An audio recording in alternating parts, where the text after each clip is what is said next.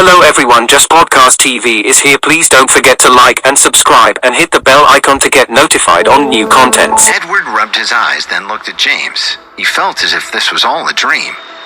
Are there 30 to 40 well-trained security guards? They were taken care of in just 30 seconds? You're not human, are you? Edward looked at James's back and admired him from the bottom of his heart. Now it seemed like this guy wasn't only a tycoon, but also an extraordinary fighter with super powerful strength. But at this moment, it wasn't only Edward who was shocked, but also Miguel, whose cheeks were swollen from James's beating. Although these ordinary subordinates of his were not very powerful to him, there was a lot of people. He knew that even if he could beat up so many people at the same time, he wouldn't be able to defeat them so quickly like the guy in front of him. This proved that this guy's history was not simple. However, since they were security guards paid by the company, they had to work hard for Excalibur. So at this moment, no matter how dangerous it was, he had to stop this guy.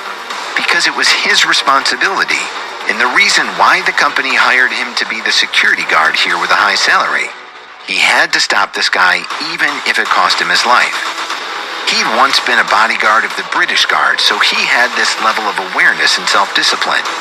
So he didn't hesitate and quickly turned to a blonde woman at the reception desk who was already scared out of her mind and said, "Quick, tell Lucas to come here immediately." After giving instructions, he took out a pair of batons from his waist and started to wave them towards James fiercely. "Oh, I was wrong.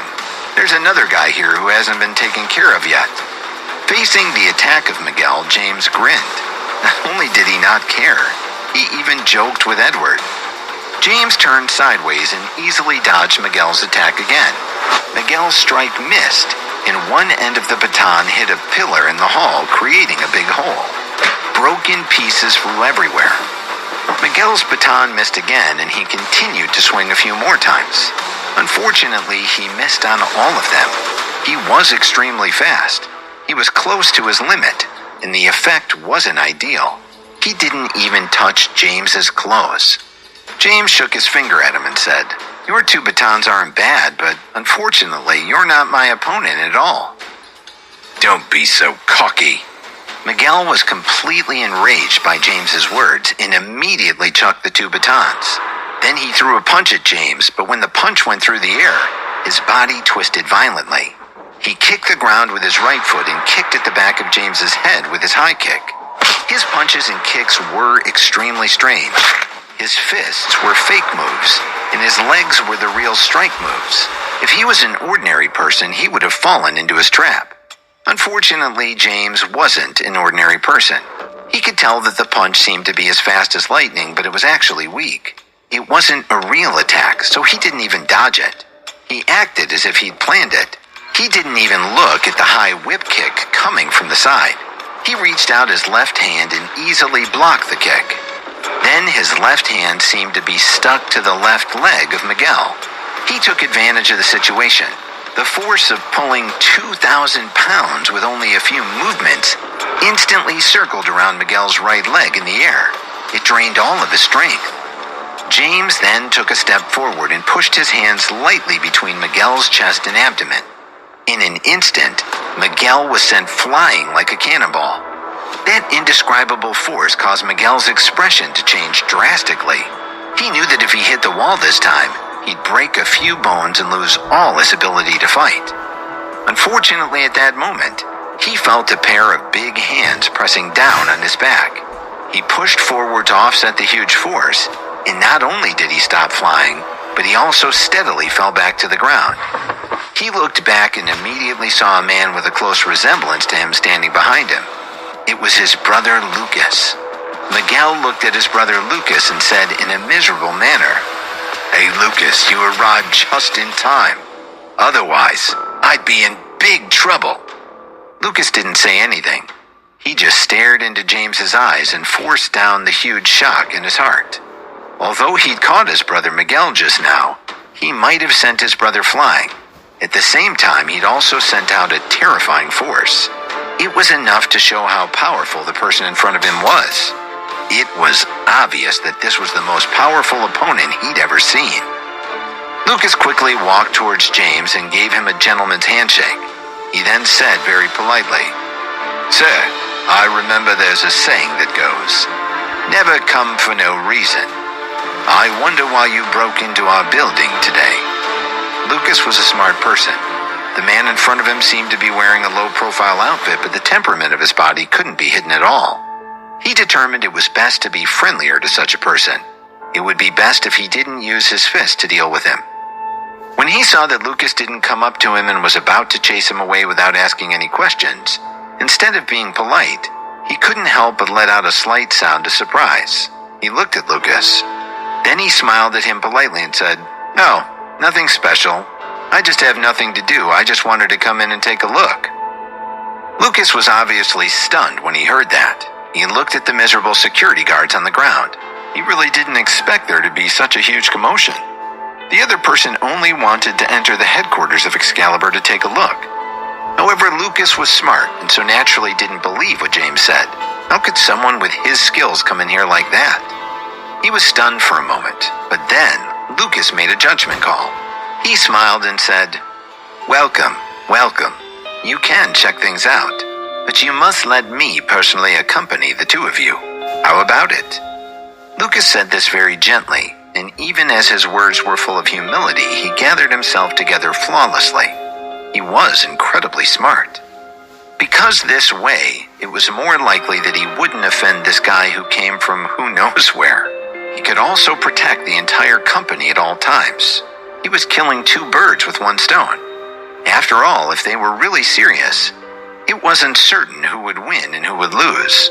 Rather than making things worse, it was better to bury the hatchet. "Finally, someone with half a brain," James said and laughed. "No problem. Just follow me." He saw shrewdness and wisdom in Lucas's eyes. Lucas was obviously much smarter than his younger brother. One look and he could tell that he'd be a useful person in the future. This made James very happy. What made James feel most comfortable was that he didn't act like he was superior. He was polite and treated every guest equally. "Sir, this way, please." Lucas didn't hesitate. He walked up to James, extended his hand, and said, "Please." "Lucas, who is this?" A voice suddenly came from outside the hall.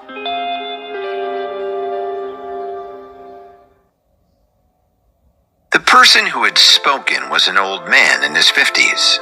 He had silver hair, and his eyes shone with a sharp light that was difficult to conceal. He slowly walked towards Lucas and looked at James and Edward. Then he looked at Lucas and waited for his answer. He exuded the aura of a superior person. James had seen the information about the Excalibur Company in advance and naturally recognized the person who had just walked in. His name was Cassell, the current vice president of the Excalibur Company. The entire company had been bought by James, which was after the mysterious person had bought it. That mysterious person hadn't shown up for a long time. Now Cassell was the chairman of the Excalibur Company. He had absolute control over this place. So Lucas immediately nodded respectfully to Cassell when he saw him, and then quickly reported what had happened here to him. When Cassell heard this, he immediately waved his hand and said, "Then hurry up and throw these two out. They're ruining my mood." Ah, this. Lucas was stunned. He felt that he'd clearly expressed himself earlier. Why didn't this guy understand? What, Lucas? Don't you understand what I'm saying?" Cassell said. "I pay you to ensure the safety of this company. If you can't even handle such a thing, what reason do you have to stay here?" Cassell looked at Lucas with an aggressive gaze. "Yes, sir." Lucas knew that James was a capable person and had no intention of having a conflict with him. However, since the boss wanted him to do this, he had no choice but to do so as the head of the security department. He turned to look at Miguel, who was still in a daze, and then gave him a look. He turned to James and held his hands out. "My apologies." After saying that, Lucas nodded to James as a sign of his apology for breaking his promise. However, the two of them prepared to attack James. "Wait!" At this moment, James waved his hand and looked at Castle. "You must be Castle." Castle was stunned. He didn't expect this man to know him, but very quickly, he smiled and said, "Yes, but let me tell you, there are many people who know my name. If you want to get close to me because of this, then I'm afraid your plan has failed." Castle felt that he could be considered a public figure in London.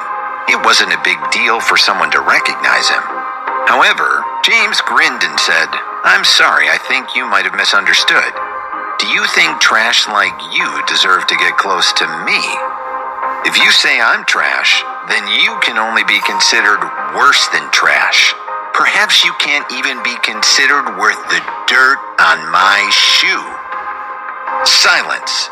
Absolute silence. The entire hall was so quiet that it was as if time and space had stopped. Even Lucas and Miguel were stunned.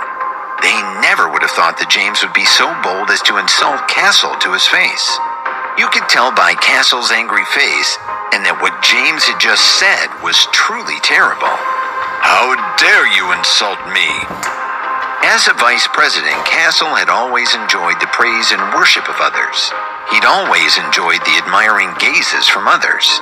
He'd never received such an insult before. Almost everyone in the company revered him. There were too many people who wanted to suck up to him every day. Who would dare speak to him like this? He couldn't stand it any longer. He was clearly losing his composure. However, James smiled and said, "You're wrong. I didn't insult you. I'm just trying. That's the truth." James's words were relentless and sharp. He wanted to keep a low profile and look around his own company. He didn't expect that the environment here didn't allow him to keep a low profile. So since he couldn't keep a low profile anymore, he might as well keep a high profile. You, get this guy out of here." Castle was so angry that his body was trembling. He could barely speak. He pointed at James and then commanded the two brothers. Many people had stopped to watch the fight because there had been a lot of arguments in the hall. Those people were also pointing at James. The whole place was very noisy and their accents were very thick, so James didn't understand much. However, he could roughly understand some of it. Those people were all saying that he wasn't dressed properly. They all thought that he shouldn't have appeared in this part of London. James observed that most of these people were dressed in suits. One look and he could tell that they were employees of the Excalibur Company. The Excalibur Company was one of the top 10 renowned companies in London. The company's total value was around 82 billion. Those who could work here were basically the cream of the crop. However, what made James very disappointed was that he didn't expect such a knowledgeable senior white-collar worker to be so elitist and judge a person by their appearance. Was such a company's culture really that antiquated? They didn't ask about right and wrong, nor did they ask about James's identity. They just directly supported Castle, this vice president. It really made people look down on them. The most important thing was that they were talking about their boss in front of their boss and didn't realize it at all. This was a little sad. Lucas was, after all, earning a high salary. Even though he knew that he couldn't beat this man in front of him, he had to do it because it was his professional responsibility. So now that Castle ordered him to do it, he naturally had to obey. He swung his fist at James to complete his mission. The white-collar onlookers who were eager to join in on the show all had mocking looks in their eyes, waiting to see James make a fool of himself. Because of the retirement of the Marcos brothers as British guards, everyone in the company knew that their abilities couldn't be compared to anyone else in the world. However, just as Lucas raised his fist, James grinned and said, "Castle, I wonder if you dare make a bet with me." When he said this, James didn't even look at Lucas, who wanted to attack him. It was as if the opponent didn't want to attack him at all. That calmness made Lucas instantly stop punching. The entire scene fell silent once again. Castle was so angry that he lost his mind. He wasn't in the mood to bet with James. He immediately roared, "Bet with trash like you? No way. Get him out of here." James laughed when he heard that. I didn't expect the famous Vice President Castle to not even dare to bet. What a joke. You? Castle's eyes widened when he heard that. Then he laughed loudly and said, I do not accept the dare. This entire company belongs to me. Why would I dare? You're gambling with me here. You're just trying to egg me on. Forget it. I'll let you see my generosity. Tell me, how do you want to bet? As the CEO of Excalibur, would I be afraid of a man like you? James saw that Castle had fallen into his trap and smiled. I didn't expect you to be such a straightforward person. It's just that I have to correct you. You're not the CEO. You're the Vice President. James's words once again made Castle so angry that he couldn't speak. However, James didn't pay attention to him and continued to say, Castle, I'll bet that the person who was chased out of this hall today was you, not me. What? Castle laughed crazily when he heard that. I thought you were going to bet on something. Is there even a need to bet? Isn't the result obvious now? Castle looked at James with a sneer. He thought that James didn't look like a very smart person. Otherwise, how could he come up with such a stupid bet? As the vice president of the company, he was the most important person other than the mysterious acquisition boss. Was there a need to bet? Not to mention, even the elite people around all looked at James as if they were looking at a fool. They all thought that if this person wasn't a fool, then there must be something wrong with his head. Otherwise, it was impossible for him to say such words. Even Edward thought so. After all, from the looks of it, apart from having better martial arts skills and being able to fight, James didn't have any advantage in this bet. So he quickly pulled James aside and said, Mr. Tucker, are you sure you're not joking? Are you going to bet with the vice president of the Excalibur Company? James just smiled at him and didn't answer his question. He turned to Castle and sneered. Don't talk so much nonsense. Just tell me if you want to bet or not. Of course I want to bet. However, if you lose the bet, you have to crawl in the street like a dog. How about that? Castle said. He felt that it would be a waste to not play this kind of bet that he'd definitely win. And if he wanted to play, he'd play a little bigger. He'd let this man who didn't know what he was getting into see what humiliation was. Okay. James agreed unexpectedly. Then he said, if I win against Vice President Castle, will you also have to crawl in the street like you said? James originally wanted to knock down this guy's arrogance, but he didn't expect James to humiliate himself. He couldn't be blamed. Castle was so angry that he couldn't speak again, but then he laughed and said, You can't beat me alone. That's wishful thinking. Since you're so anxious to crawl, then I'll do as you wish, Castle said arrogantly, as if he'd already won the bet. However, that was also true. He only had to order the security to chase this annoying guy out. So after he said that, he put his hands behind his back and looked at Lucas. Lucas, haven't you heard the security chief? Why aren't you chasing this man out? What are you waiting for? When the audience saw that another interesting scene was about to play out, they immediately leaned in like they were watching a show. Edward, on the other hand, frowned. He was extremely anxious, but there was nothing he could do to resolve the crisis in front of him. James still looked incredibly confident. He didn't pay attention to the discussion of the audience around him. He took out his phone and made a call. As soon as the call was connected, a calm voice came from the other end. Hello, are you James Tucker? James didn't say much and only answered, yes. Ah, Mr. Tucker, you finally called. I'm Franklin, the manager of the former director. After the former director sold the company, I've been waiting for my new boss's call. Where are you now, sir?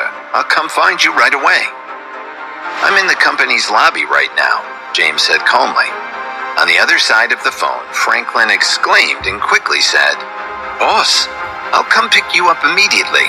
Wait for me. James said, I'm afraid it's too late. Franklin said, Ah, "What's wrong? Did something happen?" James said, "That's right. Someone wants to drive me away." Franklin said, Who is so bold that he wants to drive you away? I think he must be asking for trouble." James replied, "That guy's name seems to be Castle." "Ah," Franklin exclaimed again. But then he calmed down and said, "Boss, don't worry. Leave everything to me. I know what to do." James didn't say anything. He just nodded. Then he hung up the phone. James absolutely believed that the former manager of the Excalibur Company would have the ability to settle this matter. Otherwise, he wouldn't have had that position. On the other side, Lucas watched James make the call and waited for him to make a move. He had a bad feeling. He felt that he shouldn't have made an enemy of someone like James. However, Castle was completely unhappy when he saw Lucas's reaction. He asked, "Lucas, you make so much money. Why haven't you made a move yet? Do you want to be fired?" Lucas couldn't avoid it anymore. He blinked at Miguel as they looked at each other.